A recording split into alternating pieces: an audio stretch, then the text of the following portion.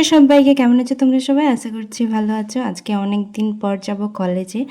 প্রায় ৩ বছর হয়ে গেল কলেজ কমপ্লিট, যাওয়াই হয় না। আজকে একটা বিশেষ কাজে যাব। আমার ৩টা ফ্রেন্ডও যাবে, তো ওরা বাসে আসছে। আর আমার ঘর থেকে মানে কলেজটা বেশ হাঁটা পথে কিছু টাইমের জন্য, তো আমি সাইকেল নিয়ে গেছিলাম।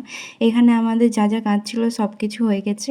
আর তারপরে আজকে সবাই বললো যে ফুচকা খাবে, তো সেই জন্য ফুচকার এখানে চলে এসেছে। আর আজকে জানো তো সকাল থেকে কি রাত্রের থেকে বৃষ্টি পড়েছে। আমি বেরোনোর সময় বৃষ্টি পড়ছিল, আমি যখন কলেজে যাই তখন একটু বৃষ্টিটা থেমেছিল, তারপর আবার আমরা মানে মাঠ দিকে গেছিলাম, তখন বৃষ্টি এসছে।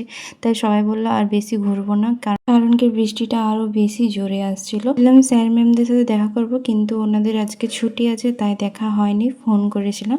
তাই এখন আমরা সবাই মিলে যাচ্ছি আমাদের বাড়িতে, যেহেতু কাছে বাড়ি, এত কাছে কিন্তু আমার কলেজ আসা হয় না। আজ মানে আগেকার দিনগুলো সত্যি বলতে খুব মনে পড়ছিল।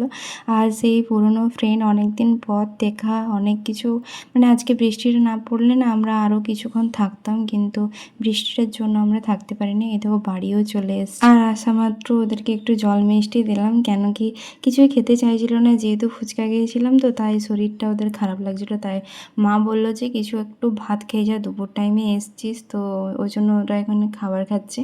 তো একটু একটু খাবার দিয়েছে মা, তাও খেতে পারছে না, সেটাই মা একটু বকছিল। আর এই বান্ধবীটা আজকে আমাদের বাড়ি থাকবে, আজ আর কাল। আর অনেক দিন পর এসছে, তো তারপরে একটু রেস্ট নেওয়ার পরে ওরা বাড়ি চলে যাচ্ছে। তো চল টাটা।